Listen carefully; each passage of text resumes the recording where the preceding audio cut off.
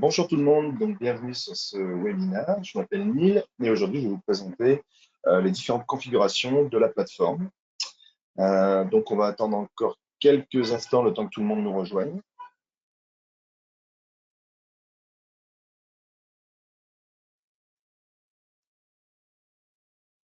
Comme vous le savez, vous pouvez poser des questions. Vous voyez, vous avez un bloc sur la droite. Vous pouvez poser des questions directement depuis cet endroit-là. Ça me fait plaisir de répondre au cours de la formation, au cours de du webinaire, pardon, ou bien à la fin. N'hésitez pas à me... Donc ouais, parce que vos micros sont coupés, mais vous pouvez communiquer via l'onglet questions. C'est ça.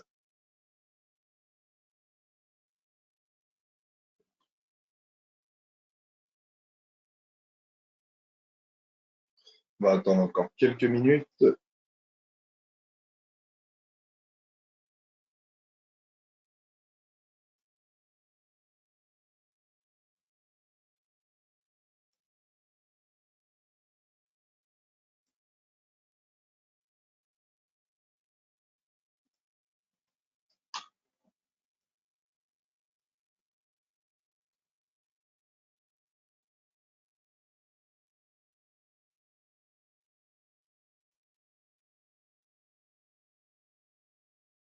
Donc, bonjour aux derniers arrivants. Comme je disais, aujourd'hui, on va se concentrer sur la configuration de la plateforme. Donc, on va passer sur chacune des fonctionnalités et voir comment les configurer selon vos besoins. Est-ce que tout le monde m'entend bien? Si vous pouvez me confirmer via l'onglet questions pour me confirmer que vous m'entendez bien. Donc, comme je disais, vous n'avez pas de micro, mais vous pouvez communiquer avec moi directement depuis l'onglet questions. OK, donc on va pouvoir commencer. Donc, pour accéder à la configuration des fonctionnalités, ça va être directement dans les paramètres ici. Puis on va commencer avec les paramètres généraux. Alors, dans les paramètres généraux, en fait, c'est là que vous allez pouvoir renseigner les principales informations pour votre compagnie. Donc, moi, c'est une compagnie test, mais par exemple, vous pouvez mettre le nom de votre compagnie ici. Vous pouvez insérer un logo ici, directement depuis cette partie-là. Ici, c'est là qu'on va pouvoir paramétrer le format de date et de l'heure. Donc ici, on va pouvoir paramétrer le fuseau horaire. Ici, le format de date. On a différents formats de date. C'est à vous de choisir celui qui vous convient le mieux. Et ici, c'est pareil, vous pouvez choisir le format d'heure directement depuis cette partie-là. Ensuite, on a la possibilité de paramétrer les langues qu'on souhaite utiliser sur la plateforme. Donc, on a l'anglais, le français et l'espagnol. À savoir qu'à chaque fois que vous allez choisir une langue, vous allez devoir traduire la plupart des informations que vous allez rentrer. Donc, par exemple, le nom des congés, le nom des primes, toutes ces choses-là. Alors ici, on va aborder le sujet des rôles. Donc les rôles, en fait, on a 4 rôles, voire 5 rôles si on compte les employés. Donc le premier rôle, ça va être le rôle de propriétaire. Donc le propriétaire, en fait, il a tous les droits sur le compte. Il a accès à toutes les données des employés. Il peut accéder à tous les profils des employés. Il a accès vraiment à toutes les données, les feuilles de temps, les paramètres, toutes ces choses-là. Il peut ajouter ou supprimer des administrateurs. En dessous, on a l'administrateur. L'administrateur, il a un rôle qui ressemble au rôle du propriétaire. La seule chose, c'est que lui, l'administrateur, ne peut pas supprimer le propriétaire, mais l'administrateur, il a accès à toutes les données de la plateforme. Donc, il va avoir accès aux données financières, aux feuilles de temps, aux informations sur les employés, etc.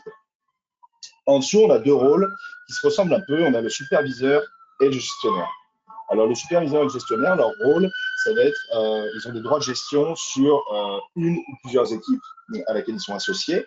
Ça veut dire qu'ils vont avoir à leur charge, par exemple, créer les horaires, valider les demandes de congés, valider les disponibilités, approuver ou non les feuilles de temps, ajuster les feuilles de temps. Donc, ça va être toutes ces choses-là.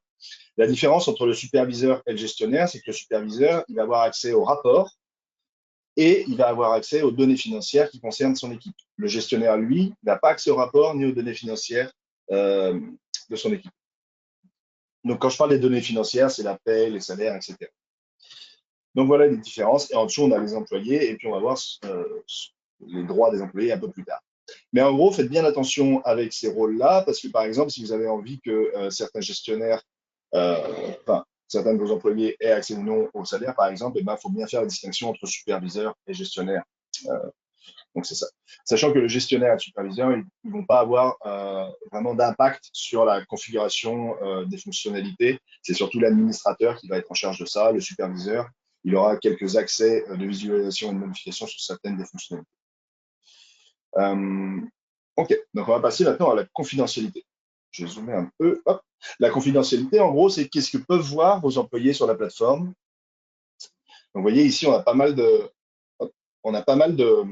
possibilités. On a la possibilité, par exemple, de masquer complètement les collègues sur la plateforme. Ça veut dire que les employés, quand ils vont se rendre sur la plateforme, ils vont voir uniquement ce qui les concerne eux, ils vont voir uniquement leur ligne dans les horaires et rien d'autre. Donc ça, c'est la solution un peu radicale, on va dire, mais on a la possibilité d'aller à d'autres niveaux de confidentialité, et ça va être ici. Donc, par exemple, ici, on a masquer les invitations.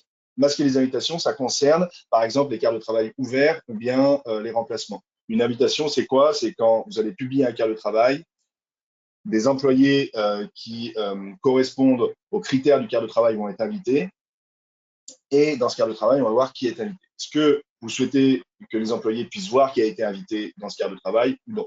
Sinon, vous choisissez de masquer les invitations. Donc, ça veut dire ça.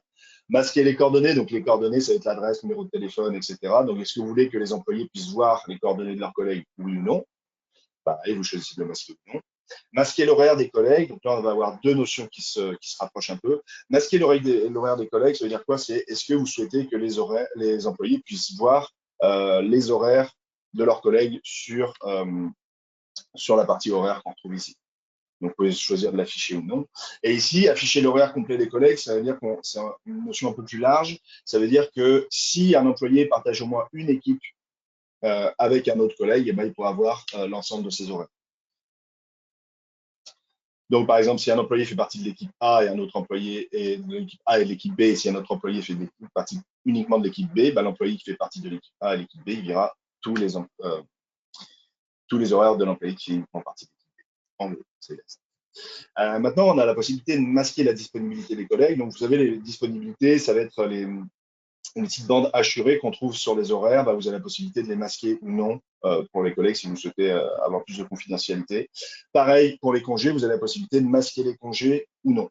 Sachant que si ça c'est activé, les employés vont pouvoir voir quel type de congé a pris l'employé. C'est les vacances, c'est des congés mobiles, congés maladie, etc. Donc ça, il faut bien l'avoir en tête. Ensuite, vous avez des paramètres concernant les discussions. Donc, je vous rappelle, les discussions, c'est ce qu'on retrouve ici, les conversations. La plateforme a été mise à jour. Donc, si vous ne les trouvez plus, ils sont maintenant en haut à droite. Ça, en haut à droite, pardon. Donc, vous avez la possibilité de complètement masquer les conversations. Vous avez la possibilité aussi d'empêcher les conversations entre les employés et les gestionnaires. Ça veut dire qu'un employé ne peut pas interpeller son gestionnaire dans les conversations, mais l'inverse est vrai. Le gestionnaire peut discuter avec l'employé. Ou alors, vous pouvez complètement bloquer les conversations entre les collègues. Une chose que vous allez revoir souvent dans la configuration, c'est ça. C'est en fait, vous avez la possibilité d'ajouter des règles de confidentialité propres à des divisions ou des équipes. Si vous avez une équipe qui va fonctionner différemment d'une autre, vous avez la possibilité de dire, OK, l'équipe cuisine, je souhaite qu'elle ait des paramètres différents des autres. Donc, par exemple, pour l'équipe cuisine, je souhaite masquer les invitations et masquer les disponibilités des collègues. Par exemple, ou masquer les congés, je peux sauvegarder. Et en fait, l'équipe cuisine, elle aura une vue différente des autres équipes de l'entreprise parce qu'elle a ses propres fonctionnalités qui ont été configurées. Donc voilà pour la confidentialité. Maintenant, on va passer aux permissions. Donc, on a vu qu'est-ce que pouvaient voir les employés sur la plateforme. Et maintenant, c'est qu'est-ce que peuvent faire les employés sur la plateforme. Ici, on a la possibilité de dire si on souhaite approuver les assignations d'un quart ouvert ou non. Est-ce qu'on souhaite qu'un gestionnaire fasse l'action d'aller approuver les assignations ou bien on souhaite que ça soit automatiquement. Donc ça va concerner les quarts de travail ouverts et les remplacements. Les quarts de travail ouverts uniquement. En dessous, on a les remplacements. Donc les remplacements, c'est lorsqu'un employé a un quart de travail prévu à son horaire et qu'il souhaite se faire remplacer pour n'importe quelle raison. Donc, est-ce qu'on autorise les demandes de remplacement, oui ou non? Est-ce que vous souhaitez, donc là on a deux niveaux d'approbation qui sont intéressants et qui permettent d'une autonomie pour vos employés. Est-ce que vous souhaitez que le gestionnaire approuve les demandes de remplacement? est-ce qu'un employé peut faire une demande de remplacement? Si oui, est-ce que le gestionnaire doit l'approuver? Et la deuxième, c'est une fois qu'on a trouvé un remplaçant pour la demande de remplacement, eh ben, est-ce que le gestionnaire doit approuver l'assignation? Donc ça, c'est à vous de le décider ici. Ce qu'on a aussi, pardon, je vais vous montrer ça directement, ça aura plus de sens pour vous. Donc ici, on peut aller directement sur les paramètres du remplacement. Et ici, sur les paramètres du remplacement, eh ben, ce qu'on peut faire, c'est qu'on peut mettre un délai requis avant une demande de remplacement.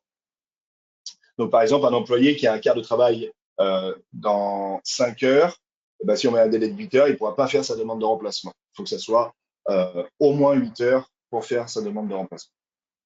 Donc, je vais retourner sur les permissions. Donc, ça, c'est les demandes de remplacement. Les demandes d'échange de quart, ben, on va avoir les mêmes. Échanger un quart, ça veut dire que 2 employés ont des quarts prévus à leurs horaires et un employé fait une demande pour échanger le quart de travail avec cet autre employé. Donc c'est pareil, on peut dire que le gestionnaire doit approuver la demande d'échange et ensuite on peut dire que le gestionnaire doit approuver l'assignation lorsque la demande d'échange a été faite. Donc ça, c'est ces deux paramètres-là. Et pareil, vous avez des paramètres qui vont aller plus loin dans cette fonctionnalité-là. Vous pouvez dire que l'échange va respecter les heures maximum par semaine de l'employé. Ça veut dire que si on l'active, un employé qui dépasserait les heures maximum de son autorisé ne pourrait pas avoir l'échange de quart. Vous pouvez aussi autoriser les échanges, enfin autoriser ou non les échanges entre employés qui ne travailleraient pas à la même position. Donc, est-ce que, par exemple, moi, dans mon cas, est-ce qu'un cuisinier pourrait faire le travail d'un barman? Et si j'autorise ça, ça veut dire qu'il pourrait autoriser ces échanges entre deux positions bien distinctes. Et ici, on a la possibilité de permettre de se baser sur le score de l'employé. Le score, je le rappelle, vous allez dans les profils de l'employé. Le score, c'est vraiment les petites étoiles qu'on retrouve. Ça permet de définir un score pour la position d'un employé. Donc, par exemple, ça dépend vraiment des entreprises. Certaines vont utiliser le score pour, par exemple, la compétence, pour la seniorité, pour toutes ces choses-là pour un employé. Donc, ça, c'est des échanges de cas. Ici, on a, en plus de la création des horaires via l'onglet horaire, on a différents moyens d'ajouter du temps ou pour permettre à un employé d'ajouter du temps de travail à son horaire. La première, c'est la création d'entrée de temps. Donc, la création d'entrée de temps, si vous le permettez, ça va permettre à l'employé de se rendre directement sur les feuilles de temps, ici, et de faire une entrée de temps, d'ajouter du temps. Donc, c'est, mettons, il dit qu'il a travaillé lundi 19 août de telle heure à telle heure pour telle équipe, pour telle position et tel lieu. Eh ben, il va faire une entrée de temps et le gestionnaire devra venir l'approuver. Donc, ça, c'est la création d'entrée de temps. Sinon, comme autre possibilité, on a la possibilité d'avoir la création de quart. Donc, la création de quart, ça veut dire que c'est une totale autonomie pour l'employé. Il peut aller dans son horaire et se créer ses propres quarts de travail. Et sinon, on a la possibilité du poinçon. Donc, le poinçon, c'est assez pratique. Mettons, vous avez pas créé de quart pour un employé, mais vous avez besoin qu'un employé vienne travailler ce jour. Et ben, l'employé, s'il utilise le poinçon, et ben, son punch-in et punch-out vont faire foi de son temps travaillé et ça sera au gestionnaire de venir approuver ou non le temps travaillé par l'employé. Donc ça, c'est 3 possibilités, en plus de la création des horaires que vous faites de manière un peu plus classique dans la partie horaire, c'est 3 possibilités annexes pour entrer du temps pour les employés.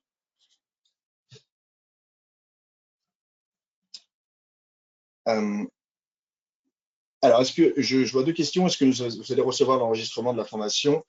Non. Alors, les enregistrements, ils sont tous présents sur notre site Evolia.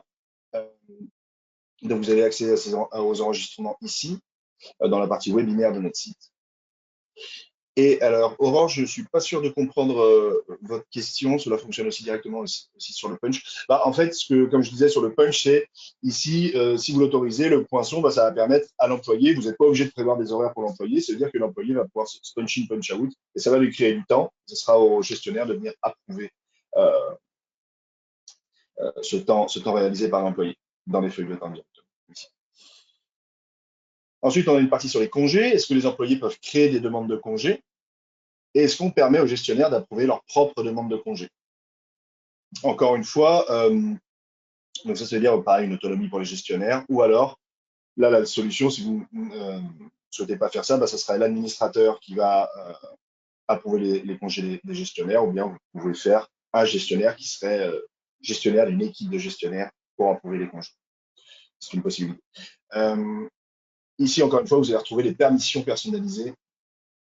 Permissions personnalisées, ça veut dire que, encore une fois, vous pouvez associer des permissions bien précises pour une équipe en particulier.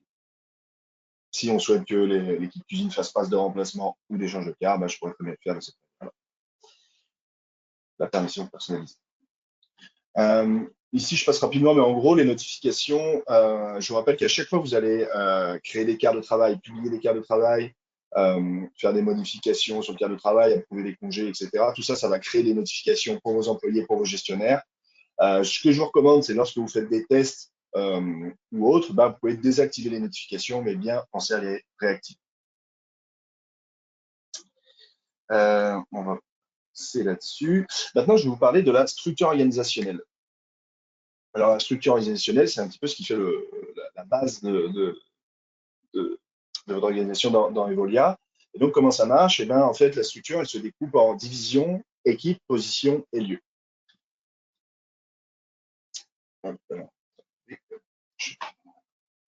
Ok, non, pardon, je pensais que mon écran avait frisé.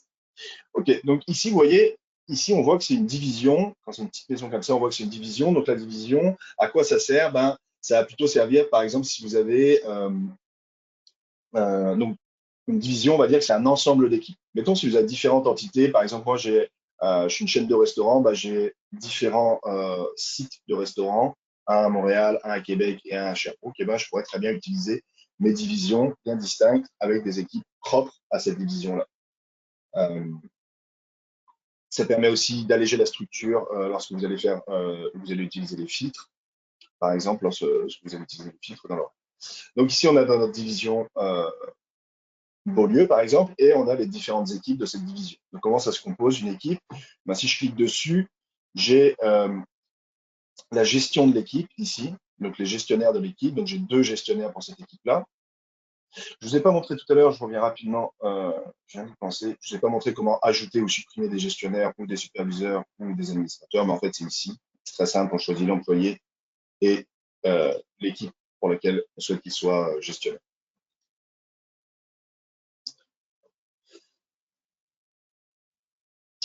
Donc, je reviens sur mon équipe ici. Donc, j'ai mon gestionnaire qu'on aura défini au préalable, ou alors on peut le faire ici.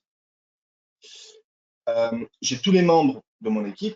Donc, comment mes membres sont associés à cette équipe? Soit on le fait directement dans la partie employé, soit on peut ajouter les membres depuis cette partie-là et on va dire que telle ou telle personne fera partie de cette équipe.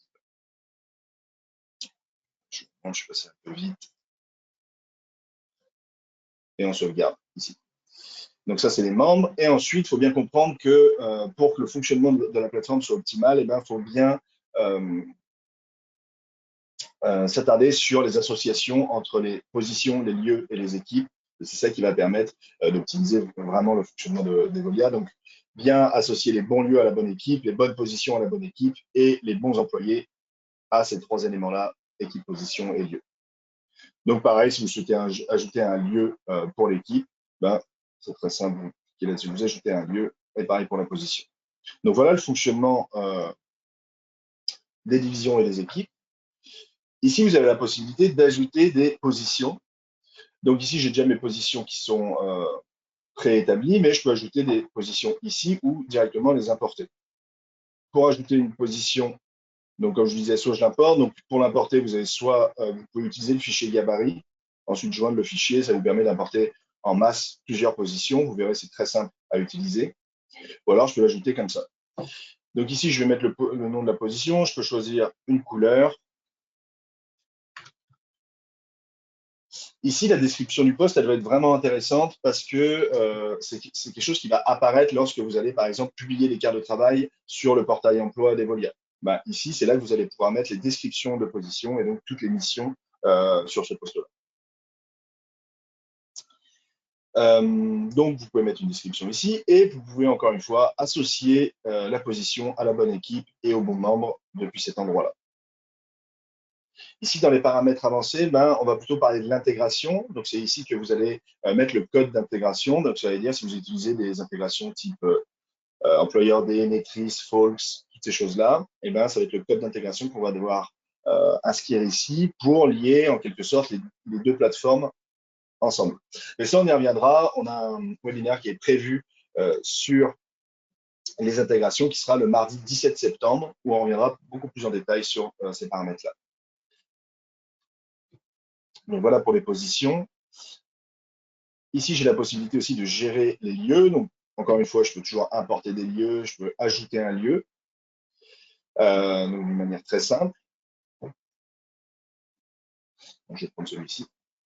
Donc, je mets le nom, je mets l'adresse du lieu. Ici, vous voyez, j'ai on parle du rayon pardon, de la zone de poinçon. Et ben, en fait, ça veut dire, on y reviendra plus tard dans la présentation, mais c'est lorsque vous activez la validation GPS, et ben, c'est ce rayon qui va faire foi, c'est-à-dire qu'un employé qui se poinçonnerait en dehors de ce rayon-là aurait un poinçon irrégulier ou alors ne pourrait, par exemple, pas du tout se poinçonner. Encore une fois, on a les associations ici. Et ici, on a un logo qu'on peut définir pour cet emplacement. Ça, encore une fois, ça renvoie à notre portail emploi.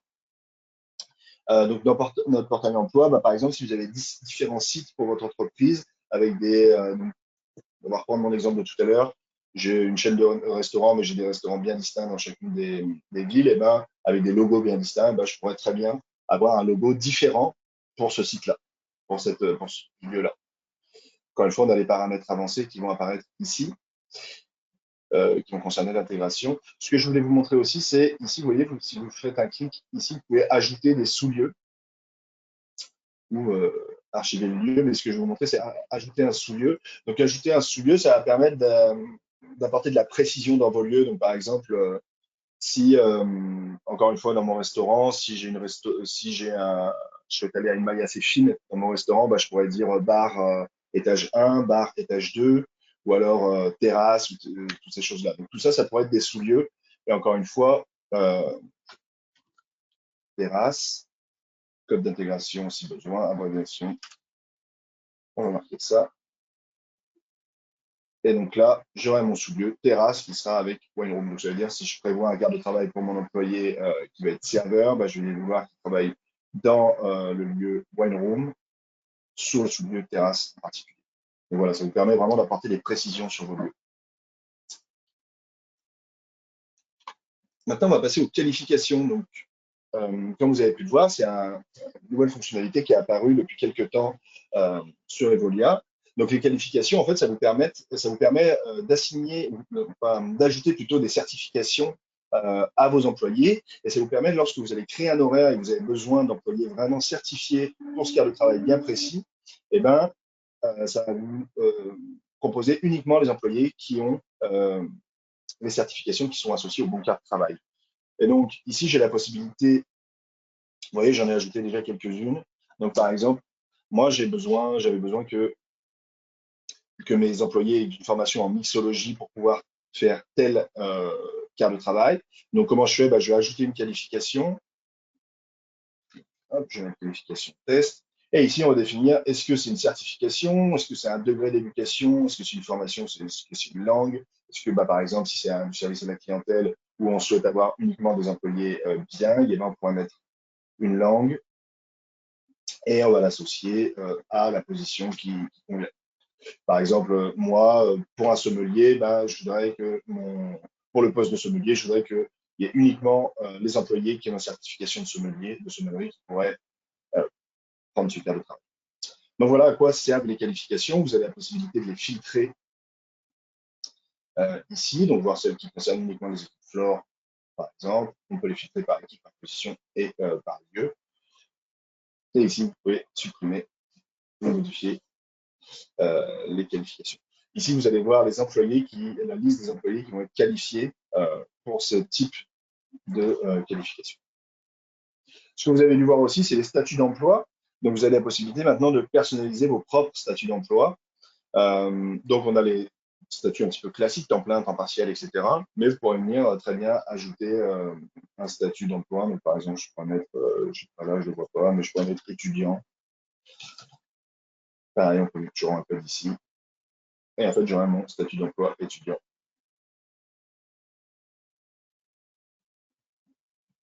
j'apparais ici. En fait, c'est déjà présent. Mais voilà, vous avez vu comment ajouter un nouveau statut d'emploi sur votre.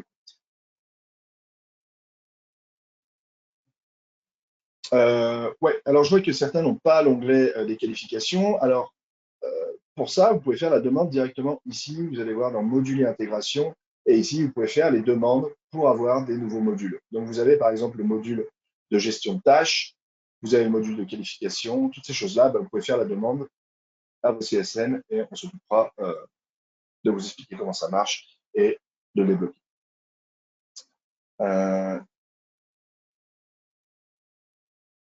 OK. Donc, on va passer sur les paramètres de recrutement. Encore une fois, c'est pareil, je vais passer assez rapidement sur ces paramètres-là. Ce qu'on va faire, c'est que on va avoir un webinaire qui va être vraiment prévu propre à notre portail emploi avec la personne en charge de ce domaine-là de chez nous, donc Sabrina Lashkar. Si vous souhaitez la contacter pour avoir beaucoup plus d'informations sur sur ce module-là, ce sera avec grand plaisir. Et sinon, on fera un webinaire vraiment propre à cette partie-là. Je vais vous présenter rapidement en quoi ça consiste. Donc ici, vous allez mettre donc le portail emploi, c'est vraiment un portail qui permet de recruter des candidats de manière géolocalisée, donc proche de vos entreprises, et qui va vous permettre de présélectionner les candidats qui vous intéressent le plus. Donc ici, on va renseigner l'URL de votre site web, l'industrie de votre entreprise, et ici, ça va être à propos de votre entreprise, donc c'est là que vous allez pouvoir présenter votre entreprise, les valeurs, etc. Donc c'est ici que vous allez pouvoir informer le candidat sur les différentes informations de votre entreprise. Ici, on va pouvoir mettre des questions de présélection. Donc, les questions de présélection, comme je vous disais, c'est que ça va vous permettre de, lorsque vous allez faire une publication d'offres, eh ben, vous allez pouvoir sélectionner des questions de présélection propres à cette offre et les candidats potentiels devront répondre à ces questions. Et selon le résultat, bah, pour vous, ça va vous permettre de comprendre si le candidat est intéressant ou non pour ce poste-là. Donc, vous voyez, ici, on a, moi, j'ai ma liste de questions préétablie, mais vous pouvez en ajouter de manière très simple. Et ici, on va vous proposer des questions classiques ou des suggestions, en fait, de questions. Donc, par exemple, si l'employé a une autorisation de travail pour travailler, donc on peut cliquer dessus. Je peux venir la personnaliser. Je peux venir la personnaliser comme je le souhaite. Je peux mettre un visa. Je peux créer mes questions vraiment à partir de rien non plus. Je pourrais ajouter une question sans la suggestion. Et ici, j'ai la réponse que je souhaite. Est-ce que oui ou non la personne a un visa? Et ici, c'est le type de question. Est-ce que c'est un requis, un prérequis, ou bien c'est un atout si l'employé a ça? Donc là, j'ai pris une question de suggestion, mais je peux ajouter une question ici que je créerai moi-même. Donc voilà, ensuite on a les questions, on a la liste des questions, et lorsque je crée mon offre d'emploi, bah, je pourrais sélectionner quelles questions sont pertinentes pour cette offre et les classer dans l'ordre choix. Donc voilà pour les questions de présélection. Ici, on a les paramètres de publication, donc ça veut dire que s'il est activé, ça veut dire qu'à chaque fois que je publie un quart de travail ouvert, eh ben, en gros, on va vous proposer de publier directement en parallèle sur le portail emploi. Donc, vous pouvez l'activer ou désactiver si vous le souhaitez. Sachez que vous pouvez le désactiver directement, sinon sur les quarts de travail, vous pouvez l'activer par défaut et le désactiver lorsque vous allez publier un quart de travail ouvert. Ici, on a les candidatures spontanées. Donc, les candidatures spontanées, ça veut dire que si vous n'avez pas forcément d'offre d'emploi pour le moment pour votre entreprise, eh ben, vous pouvez quand même permettre aux candidats qui seraient intéressés de postuler chez vous de faire une candidature spontanée. Donc, ici, vous allez sélectionner les lieux qui vont l'accepter. Et vous pouvez choisir si c'est actif ou inactif. Et vous avez quand même des questions de présélection qui vont être directement liées à ce lieu-là. Et encore une fois, vous avez la description du profil de votre entreprise qui va vous permettre de bien informer le candidat sur votre recherche, les types de candidats que vous pouvez lui citer, etc. Ici, c'est le portail d'emploi personnalisé. Donc ça, il y a vraiment énormément d'avantages à utiliser ça.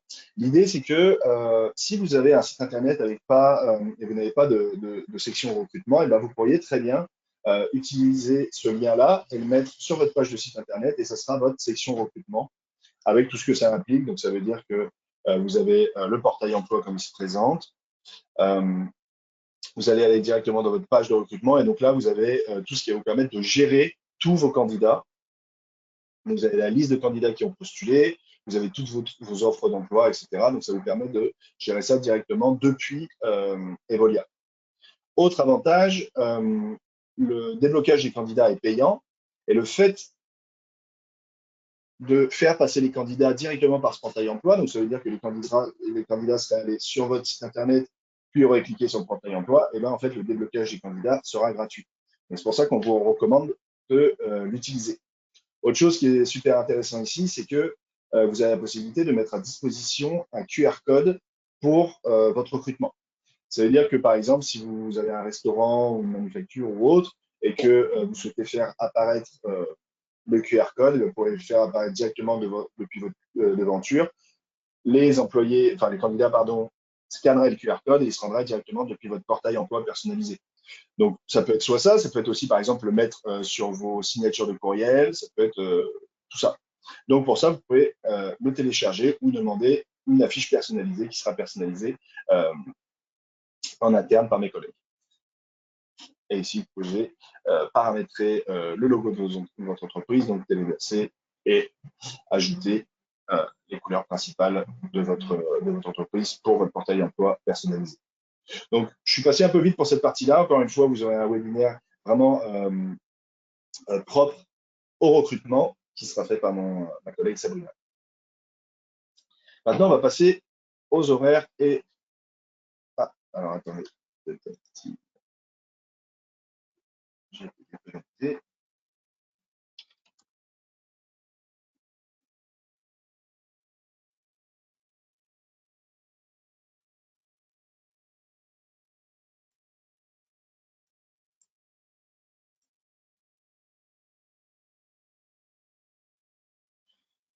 C'est des aléas du direct. Ok, c'est bon.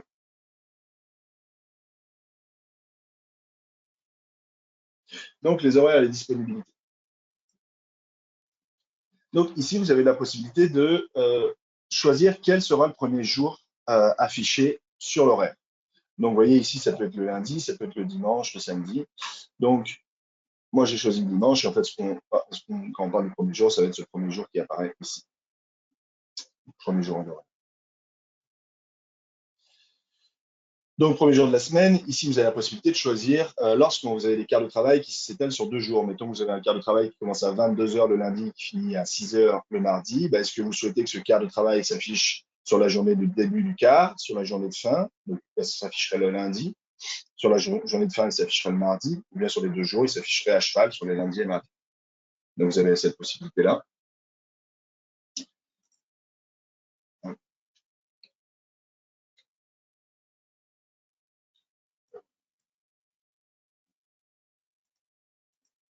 J'ai l'impression que c'est un peu... Non, ça peut pas être...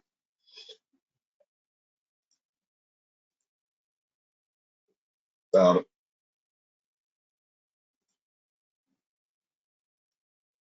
OK. Donc, c'est ça. Donc, vous pouvez paramétrer si c'est plutôt sur la journée de début, sur la journée de fin, ou bien sur les 2 jours. Ici, ce qu'on va retrouver ici, ça va être les heures de travail par défaut. Donc, ça, il faut plus le prendre comme un petit gain de temps, en fait, ou pour une structure de votre compagnie. Donc, ça veut dire que les heures de travail, quand vous allez créer l'horaire, par défaut, ce sera 9h-17h avec un temps de pause prédéfini de 1 heure ou de 15 minutes, c'est à vous de choisir. Ce que ça veut dire, ça veut dire que lorsque vos gestionnaires vont créer l'horaire ici, ils vont avoir cet horaire par défaut avec les temps de pause qui sont prédéfinis. Mais ça n'empêche pas vos gestionnaires de complètement modifier cet horaire-là ou alors d'enregistrer des horaires en tant que modèle de quart, modèle d'horaire. Donc ça, c'est vraiment comme un gain de temps pour apporter un petit peu de structure et dans vos horaires de travail. Ici, on a vu ça, les paramètres de remplacement et les paramètres d'échange. Et encore une fois, on retrouve les paramètres spécifiques qui vont être propres à certaines divisions, équipes ou même positions sur ces horaires-là. Donc, par exemple, si vous souhaitez paramétrer des horaires des paramètres spécifiques pour une position, bah, vous pouvez très bien dire que pour les paramètres de remplacement et les paramètres d'échange, certaines positions n'ont pas le droit de faire des échanges avec des positions avec des employés qui n'auraient pas la même position, etc. Donc là, encore une fois, vous avez des paramètres spécifiques sur cette partie-là. Ok, donc je vais prendre un peu de temps pour répondre aux différentes questions. J'en vois plusieurs. Euh,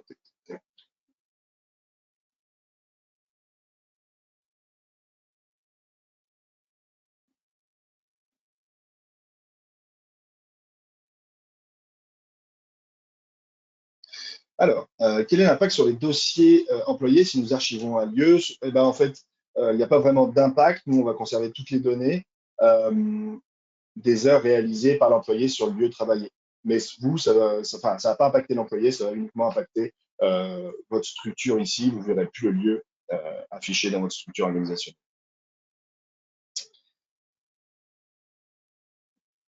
Oui, vous avez la possibilité. Est-ce qu'on peut mettre les années de qualification? Oui, bah, en fait, vous avez la possibilité. Ah, ok, j'ai répondu, mais oui, donc vous avez la possibilité de paramétrer vos qualifications vraiment en détail euh, ici. Vous pouvez choisir d'appliquer cette partie-là. Comment on fait pour supprimer les modèles de cas? Les modèles de cas, c'est très simple, on va les supprimer ici, donc on retrouve tous nos modèles ici, et on peut, là j'en ai pas, j'ai un modèle d'horaire, mais le principe est le même, je clique là-dessus et je supprime. Donc dans l'horaire, dans les modèles, et je peux supprimer des modèles ici.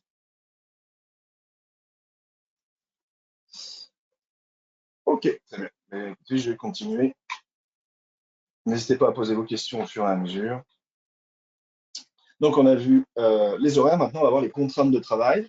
Donc, ici, on a la possibilité de limiter le nombre d'heures de travail par jour. Donc, ça va permettre de, par exemple, si vous mettez 10 heures, ça veut dire que lorsque vous allez créer les horaires pour un employé, si l'horaire de votre employé va dépasser 10 heures, si le cas de travail dépasse 10 heures, vous allez recevoir une notification qui va vous dire attention, euh, vous êtes en train de dépasser le nombre maximum d'heures de travail par jour. Donc, ce n'est pas bloquant, mais c'est une notification qui informe le gestionnaire ou la personne qui crée les horaires comme quoi on dépasse ce nombre limite d'heures. Ça sert à ça. Et ici, vous avez la possibilité d'avoir un repos obligatoire entre deux quarts de travail. Donc, ça veut dire que si ça peut correspondre à des conventions collectives ou des accords, par exemple, si un employé doit conserver un minimum d'heures de repos entre deux quarts de travail, ça va être ici qu'on applique. Donc, ça veut dire que, pareil, si vous êtes en train de créer un quart de travail à un employé qui a moins de 8 heures de repos entre ces deux cas, vous allez avoir une notification qui va dire attention, vous êtes en train de dépasser la règle. Et encore une fois, c'est une notification.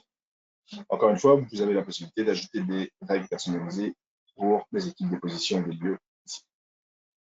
Ici, on a la possibilité d'avoir un suivi des budgets. Donc, le budget, c'est très simple, vous pouvez ajouter un budget ici.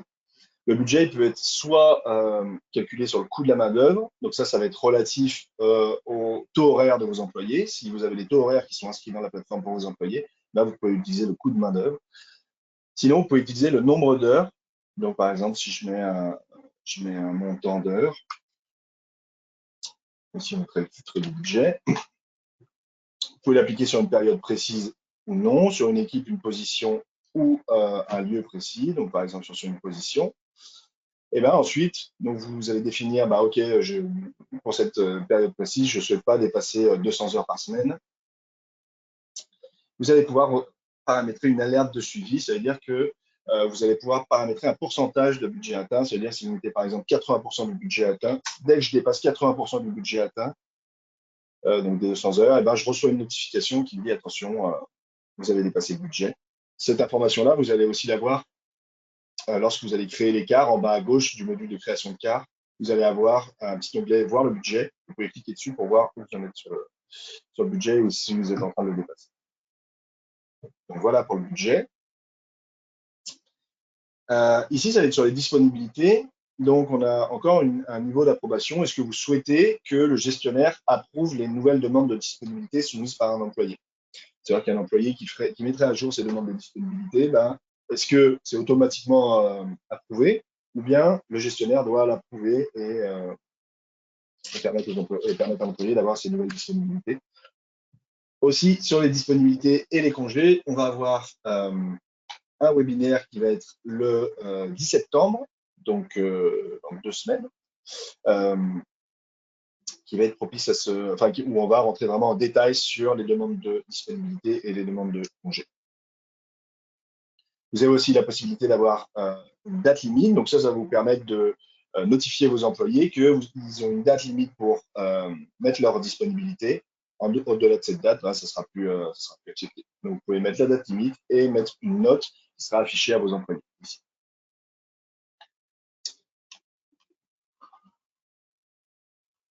Ok, donc là, je vais passer rapidement aussi parce qu'on avait fait un webinaire un peu plus poussé sur cette partie-là, sur les invitations et la mobilité. Donc, en gros, les invitations, ça va vous permettre de paramétrer des règles d'invitation. Les règles d'invitation, c'est quoi? C'est par exemple pour les quarts de travail ouverts ou pour les remplacements ou pour l'auto-assignation. Les règles d'invitation, ça va vous permettre de cibler des employés ou des groupes d'employés et de prioriser ces employés pour qu'ils puissent montrer leur intérêt pour un quart de travail. Donc ici, le gestion des invitations, je peux avoir un mode d'invitation par défaut ou bien je peux choisir mon mode d'invitation particulier si pour chacun de mes quarts de travail, je souhaite toujours favoriser, par exemple, les salariés les plus anciens en premier. Je rappelle que l'ancienneté, vous voyez ici, on a ancienneté et expérience. L'ancienneté, c'est basé sur la date d'embauche. L'expérience, c'est sur le nombre d'heures réalisées par l'employé sur une position. Et le score, on l'a vu tout à l'heure. Donc, vous pouvez imposer ou non le mode d'invitation et vous pouvez ajouter des règles d'invitation personnalisées encore pour les équipes, les positions et des lignes. Ici, c'est là qu'on va paramétrer nos règles d'invitation. Donc, on a des règles d'invitation standard où, par exemple, ici, on souhaite inviter les employés qui ont moins d'heures dans la semaine en premier, le plus d'ancienneté, etc. Ou alors, je peux aller faire une règle d'invitation. Soit je peux paramétrer le standard, soit je vais vous montrer la règle d'invitation avancée. Et donc, la règle d'invitation, comment ça se passe? Ça se passe en 2 phases. Donc, en 2 phases, en 2 étapes. Donc, la première, c'est la phase d'invitation. Qui est-ce qu'on invite et comment on les invite? Et la deuxième, c'est la phase d'assignation parmi ceux qui ont répondu à qui je souhaite assigner ce quart de travail. Donc, la phase d'invitation, ça se découpe en plusieurs éléments. Donc, ici, on va voir comment on priorise les invitations. Est-ce que j'invite tous les employés sans priorisation? Ou bien j'invite les employés avec le plus d'ancienneté en premier? Et ici, on a un délai entre chaque invitation. Ça veut dire qu'entre chaque employé, on va avoir un délai d'invitation. C'est-à-dire que, par exemple, si je mets 5 minutes ici, l'employé en tête de liste a 5 minutes pour répondre. Au-delà, on invite l'autre. Au-delà des 5 minutes, on invite encore un autre employé, etc. Le premier peut toujours répondre, mais il n'a plus la priorité sur la réponse à ce quart de travail. Aussi, on a des critères d'invitation. Donc, vous savez, on en parle souvent, mais donc les critères, ça va être l'équipe, la position et le lieu. C'est pour ça que je vous dis qu'il faut faire bien attention à que tous les employés soient bien associés à ces bons critères-là. Donc, ici, on a la possibilité d'inviter l'équipe exacte seulement. Donc là, j'inviterai uniquement les employés qui feraient partie de cette équipe-là. Ici, j'ai l'équipe exacte ou les équipes secondaires. Donc ça rejoint la mobilité des employés. C'est là qu'on va la définir, mais je vais vous l'expliquer maintenant. Ce qu'on appelle équipe exacte ou équipe secondaire, on a pareil pour les positions exactes ou positions secondaires. Et en fait, c'est dans la mobilité des employés, on a la possibilité de dire que telle position peut réaliser le travail de telle autre position. Par exemple, si je recherche des serveurs pour mon quart de travail, mais j'ai aucun serveur disponible, et je dis que le poste de serveur, il peut être réalisé par le poste de barman. C'est un exemple, ça n'a peut-être pas trop de sens, mais il peut être réalisé par ce poste de barman. Si je mets la position exacte ou les positions secondaires, je vais inviter les serveurs, et si j'ai pas de serveur, j'invite aussi les barman, et les barman pourront répondre à ce quart de travail. Je ne sais pas si c'est très clair, mais je vous invite à revenir sur notre site web pour aller voir le webinaire sur les règles d'invitation où j'explique ça plus en détail. Donc pareil, on a pareil pour le lieu exact ou le lieu secondaire. Vous voyez, là pour les autres, on pouvait ainsi inclure toutes les positions. Donc ça veut dire qu'on ne va faire aucune distinction de position. On va se référer à l'équipe et on va inviter toutes les positions de cette équipe-là, par exemple. Et position préférée, en fait, c'est les employés qui peuvent mettre leur position préférée directement sur les dossiers d'employés. Donc là, on va favoriser les employés qui auraient des positions préférées pour ce cas de travail. Je passe rapidement sur ces éléments-là parce qu'on arrive quasiment à la fin de l'heure. Donc ici, vous avez la possibilité d'inviter aussi seulement certains statuts sur cette règle-là. Et ici, on peut renseigner des informations complémentaires si on souhaite inviter certains employés, enfin uniquement les employés qui ont un minimum d'heures par semaine, qui n'ont pas dépassé le maximum d'heures, qui ont un minimum d'heures par période de paie, etc. Vous pouvez aussi choisir d'ignorer les conflits d'horaires et ignorer les disponibilités. Ça, en gros, ça vous permet d'élargir votre recherche d'employé pour ce cas de travail. Ça veut dire que, OK, cet employé a un conflit d'horaire, mais il pourrait quand même être invité pour ce cas de travail s'il le souhaite, enfin, être invité à répondre s'il souhaite prendre ce cas de travail ou non. Et pareil pour les disponibilités. L'employé a dit qu'il n'était pas dispo, mais je l'invite quand même s'il est intéressé à prendre ce cas ou non. Et ici, on a des délais avant de passer à la deuxième phase, parce qu'on peut faire plusieurs phases différentes dans l'invitation. On peut dire, dans ma première phase, j'invite l'équipe exacte, la position exacte et les lieux exacts. Et dans la deuxième phase, j'élargis ma recherche et je pourrais choisir les équipes secondaires, les positions secondaires, etc. Donc voilà, en gros, pour les différentes phases, ça c'est l'invitation. Et sur l'assignation, ça rejoint un peu la même logique. Ici, on a deux niveaux de priorité qu'on peut paramétrer. On a le premier niveau où, par exemple, je pourrais mettre le plus d'ancienneté en premier. Et parmi, donc ça voudrait dire les plus anciens se classent, parmi ceux qui ont répondu, les plus anciens se classent en haut de liste. Et je peux mettre aussi, par exemple, ce qui est nouveau, c'est réponse la plus rapide en premier. Donc ça voudrait dire, parmi les plus anciens qui ont répondu, quels ont été les plus rapides qui ont répondu, et ils seraient en tête de liste. Je vous laisserai regarder en détail tous ces éléments-là. Mais voilà, en gros, la logique qui est derrière ça. Pareil, ici, on a des groupes. Ça permet de classer les employés par groupe, donc ça permet au gestionnaire d'avoir une meilleure visibilité sur qui a répondu et quel groupe, cet employé fait partie. Ici, vous avez aussi la possibilité d'avoir une assignation automatique. Donc, c'est pareil, c'est une nouvelle fonctionnalité qu'on a livrée il y a quelques semaines maintenant. L'assignation automatique, ça permet de dire, si je vais assigner un quart de travail automatiquement 2 heures avant le début du quart de travail ou, je sais pas, 20 heures avant le début du quart de travail. C'est à vous de le décider. Et donc, ça permet d'assigner automatiquement le quart de travail à la personne qui sera en tête de liste. Et pareil, vous pouvez choisir d'appliquer un délai après la publication du quart. Donc, par exemple, je publie mon quart si je souhaite que le quart de travail soit attribué automatiquement après 24 heures à la personne qui sera en tête de liste. Donc, voilà pour les règles d'invitation. Ce que je voulais vous montrer, c'était la mobilité des employés. Donc, c'est ce dont je vous parlais tout à l'heure. Donc ici, c'est l'ordre des invitations secondaires qui va être pris en compte. Et ici, c'est les invitations secondaires. Donc, vous pouvez avoir des invitations secondaires. Des invitations secondaires, quand on mettait équipe exacte ou équipe secondaire, c'est ça. Ça a plus de sens sur les positions, si je vous le montre. Donc, par exemple, je pourrais très bien dire que je cherche des runners. Et par exemple, mon chef de rang pourrait occuper le poste de runner. Donc, ça veut dire que si j'invite des runners, personne n'est disponible. J'inviterai dans ma position secondaire les chefs de rang et eux pourront dire s'ils souhaitent prendre ce quart de travail. Voilà pour la mobilité des employés. Maintenant, on va parler de la paie et des congés. Encore une fois, on a fait un webinaire la semaine dernière sur cette partie-là, donc je ne vais pas vraiment revenir en détail. Et on a un webinaire, comme je disais, bientôt sur les congés, donc c'est sur le 10 septembre. Ça, ce sera le 10 septembre sur les congés et les disponibilités. Mais en gros, on va passer rapidement sur la paye. Donc ici, c'est là que vous choisissez la fréquence de paye. Donc vous pouvez choisir à hebdomadaire, aux 2 semaines, mensuel ou mensuel.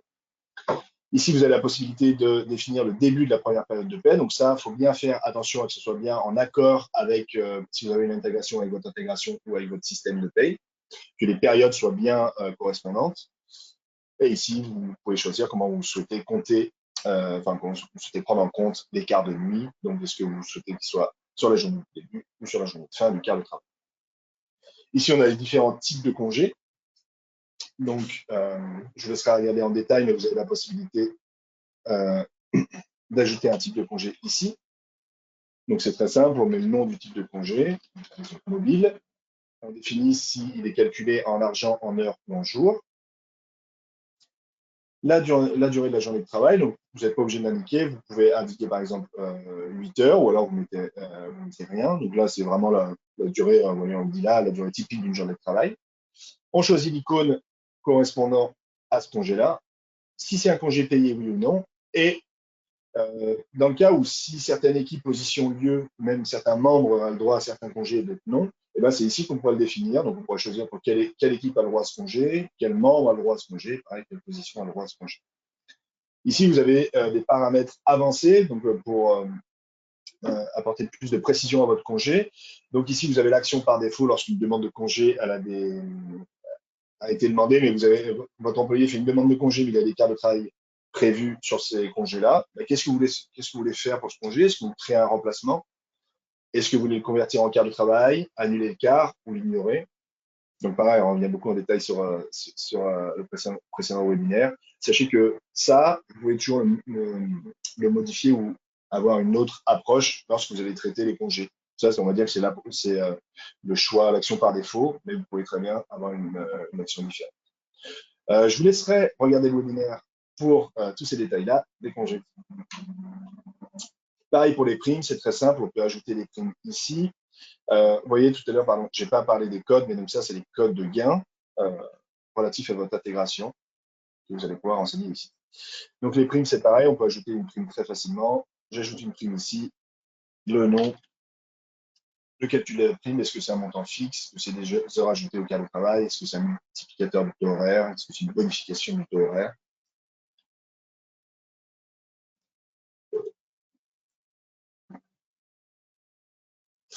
Bonification du taux horaire. Et ici, on va mettre la valeur de la prime. Vous avez la possibilité de mettre un nombre d'heures requis dans cette prime-là. Donc ça veut dire que l'employé doit travailler au moins tant d'heures dans la plage qui peut bénéficier de la prime pour pouvoir bénéficier de la prime. C'est ici, par exemple, si je mets début de 18 heures à minuit, et ben si on met un minimum d'heures requis, si on paramètre un minimum d'heures requis, l'employé doit faire ce minimum d'heures requis pour pouvoir bénéficier, dans cette plage horaire, pour pouvoir bénéficier de la prime. Donc pareil, je vous laisserai aller regarder en détail le webinaire pour avoir toutes ces informations-là. Les règles de calcul des heures supplémentaires, c'est pareil, c'est la même logique. Donc on met le nom, on met la période de référence. Est-ce que c'est un calcul qui se fait au jour, à la semaine ou sur la période de paye? C'est plus de 8 heures, par exemple, ou pour la semaine, c'est plus de 40 heures. Le type de calcul, donc c'est le même type de calcul que pour les primes. Est-ce que vous souhaitez banquer ces heures? Pour ça, il faudra créer une banque dans vos congés, une banque qui va permettre à l'employé de banquer ses heures supplémentaires et puis inclure les congés dans le calcul des heures supplémentaires. Pareil, sur l'application, c'est la même logique. Je suis désolé, on risque de dépasser un petit peu midi, mais il nous reste les paramétrages du poinçon qui vont arriver et je me dépêche pour cette partie-là. Donc c'est pareil, on a la même logique pour l'application. Donc on peut appliquer ce temps supplémentaire uniquement pour des équipes, des positions, des lieux ou même des membres. Ok, donc maintenant on va passer sur le paramétrage du poinçon. Comme vous le savez, en fait, on a deux types de poinçons disponibles. On a le poinçon web et le poinçon mobile. Poinçon web, c'est vous mettez à disposition un ordinateur, une tablette pour votre employé. Vous pouvez activer le poinçon web. Et ici, c'est comme ça que vous allez l'activer. Donc, comment on l'active? On fait un copier-coller de cette adresse courriel-là, de cette adresse web, pardon. On la copie-colle sur un lien, sur une page web, pardon. Et ensuite, on met son nom d'utilisateur et le mot de passe de l'entreprise. Et ça va vous amener sur le pad qui va permettre aux employés de se punch in et punch out.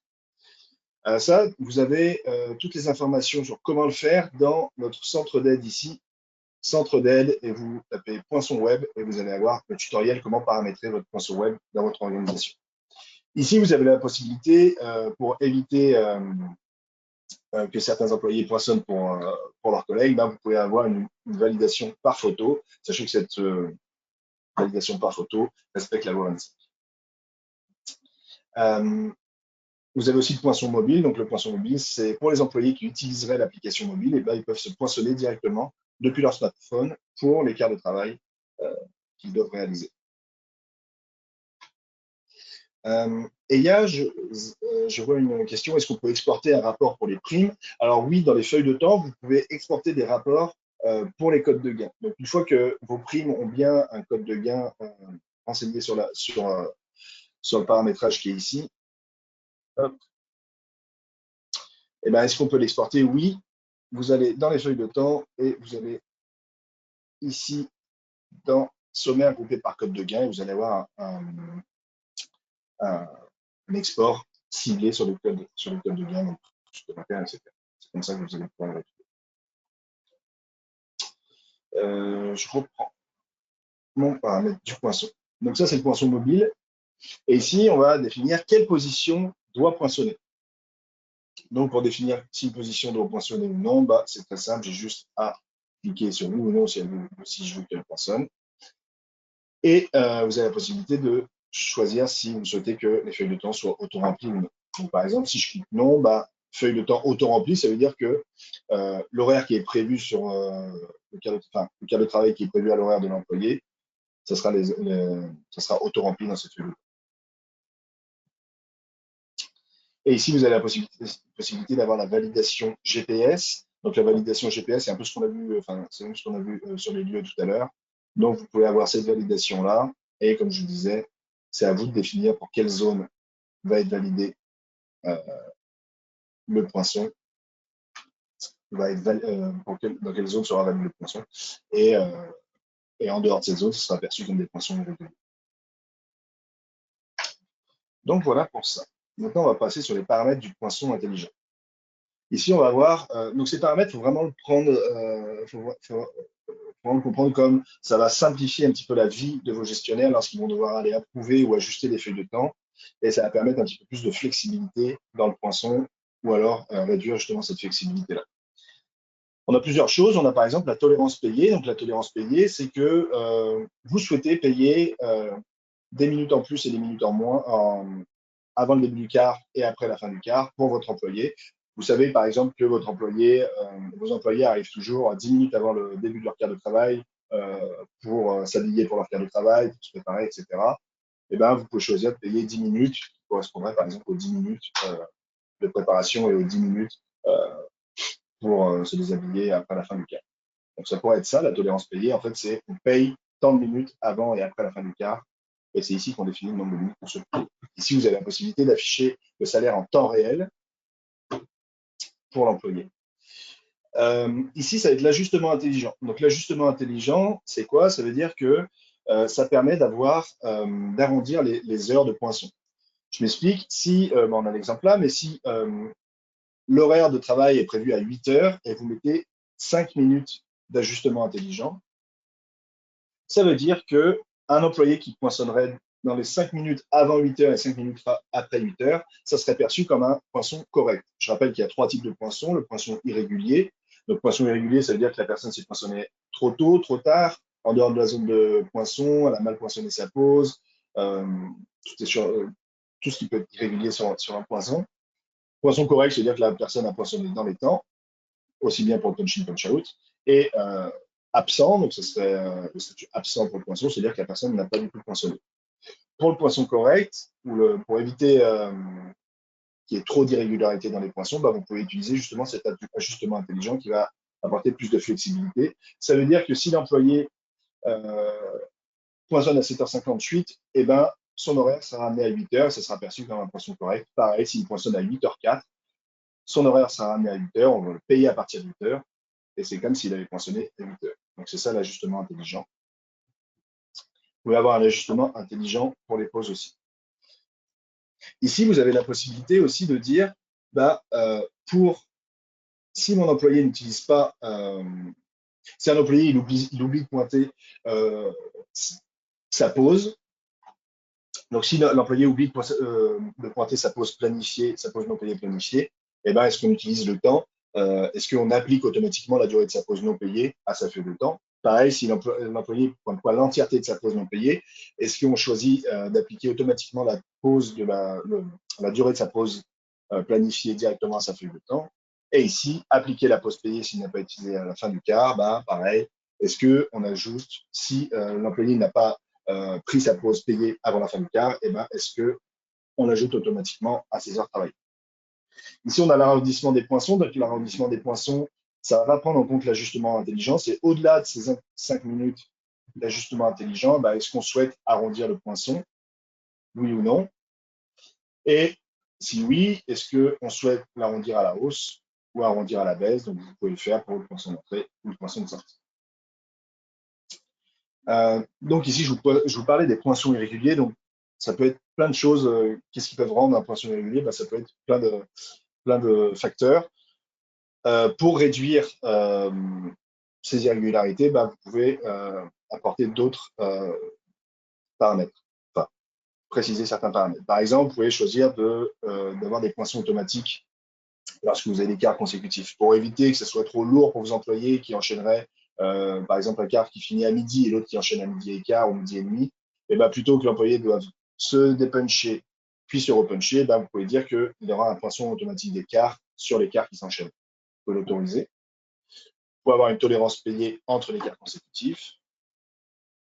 Ici, vous pouvez dire, bah, les employés ne peuvent pas poinçonner à l'extérieur de la zone de poinçon. Ça veut dire, bah, vous voulez complètement éviter que les employés se poinçonnent. Par exemple, un employé pourrait se poinçonner depuis chez lui, bah, ça c'est un poinçon irrégulier parce qu'il ne s'est pas poinçonné dans la zone de validation GPS. Bah, ça, vous pouvez choisir que tant que les employés ne sont pas dans la zone, ils ne peuvent pas poinçonner. Ici, on peut permettre à l'employé de débuter son quart avant l'heure planifiée ou permettre à l'employé de terminer son quart après l'heure planifiée. Ça veut dire que bah, si pour n'importe quelle raison l'employé souhaite commencer son quart avant l'heure planifiée, bah, il pourrait très bien se poinçonner, on autorise le poinçon. Mais ce qu'on peut faire, c'est qu'on peut choisir d'activer des questions qui vont être relatives au poinçon irrégulier. Donc, ça veut dire pourquoi votre poinçon est irrégulier. On permet à l'employé de débuter son quart avant l'heure planifiée, ok, mais pourquoi? Et ben, l'employé aura un petit champ commentaire où il pourra dire la raison pour laquelle il a souhaité commencer avant. Pareil pour le poinçon de sortie. Et pareil, vous pouvez ajouter des questions si on a des problèmes lors du poinçon de sortie de pause. Ici, la fermeture automatique du quart, c'est assez important. Si les employés oublient de se dépoinçonner, de se dépuncher, eh ben, on peut choisir de désactiver, enfin de fermer automatiquement leur quart de travail. Ça permet pour éviter les gestionnaires, pour éviter aux gestionnaires de venir ajuster ou venir clôturer le quart de travail de l'employé. Ça permet d'avoir une certaine autonomie. Et donc là, ça veut dire que le quart de travail se fermerait automatiquement, le poinçon se fermerait automatiquement à partir de 12 heures et l'employé pourrait repuncher in à son nouveau quart le lendemain. Mais donc encore une fois, là, le poinçon serait irrégulier. Et vous pouvez ajouter un formulaire et préciser un formulaire si vous souhaitez ajouter un formulaire lors du poinçon.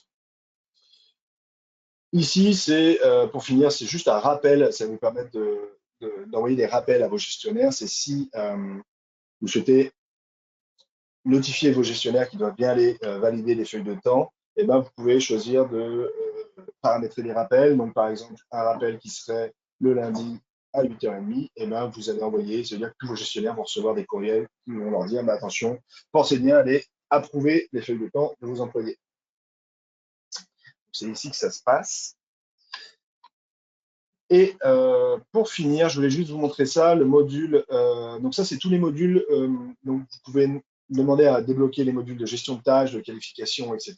Donc vous allez les retrouver ici dans la partie module et intégration, module. Et les intégrations, bah, c'est si vous souhaitez vous intégrer avec un logiciel de paye, un logiciel de RH, etc. Bah, ici, on a tous les logiciels avec lesquels on travaille, avec lesquels on est partenaire, et avec lesquels on va pouvoir créer une intégration. Donc, une intégration, ça veut dire que les systèmes se parlent, et donc on va faciliter votre gestion au quotidien sur la paye, sur les ressources humaines, etc. Donc, je vous laisserai aller regarder ces deux éléments-là. Si ça vous intéresse, bah, vous pouvez faire une demande d'intégration, et mes collègues et moi-même, on s'occupera de configurer tout ça avec vous. Pour rappel, on a un webinaire qui sera prévu sur les intégrations. Donc, ça sera le 18 septembre. Donc, on va vous expliquer en gros comment ça fonctionne, comment on configure tout ça, etc. Donc voilà, on a fait un peu le tour. Je suis désolé, on a un peu dépassé. Il y avait beaucoup de choses à dire, même si je suis passé assez vite sur certains éléments. Si vous avez des questions, n'hésitez pas. Pour voir les formations, c'est très simple. On va dans Evolia. Ici,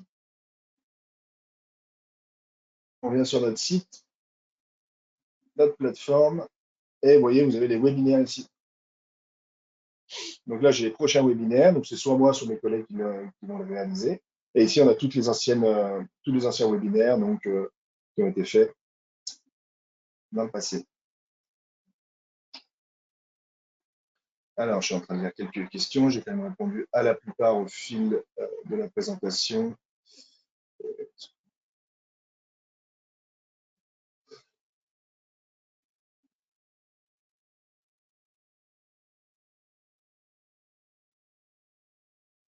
Ok, bah écoutez, je pense avoir fait le tour sur la plupart de vos questions. Donc, normalement, je suis en train de voir des questions sur les webinaires, comment ça se passe. Ben, selon la cible du webinaire, donc en général, c'est pour les gestionnaires, administrateurs et superviseurs, ben, vous allez recevoir, si vous avez ce rôle, vous allez recevoir une notification, un courriel pour vous inscrire pour les prochains webinaires. Sinon, vous pouvez me contacter directement à nilmalavoie@evolia.com. Enfin, non, pas nilmalavoie, c'est nmalavoie@evolia.com. Si vous souhaitez que je vous inscrive pour les prochains webinaires, sinon je vous dis, vous pouvez retourner directement ici et vous inscrire ici, très facilement. Euh, donc voilà, bah écoutez, je vais clôturer ce webinaire. Désolé, j'ai un petit peu dépassé.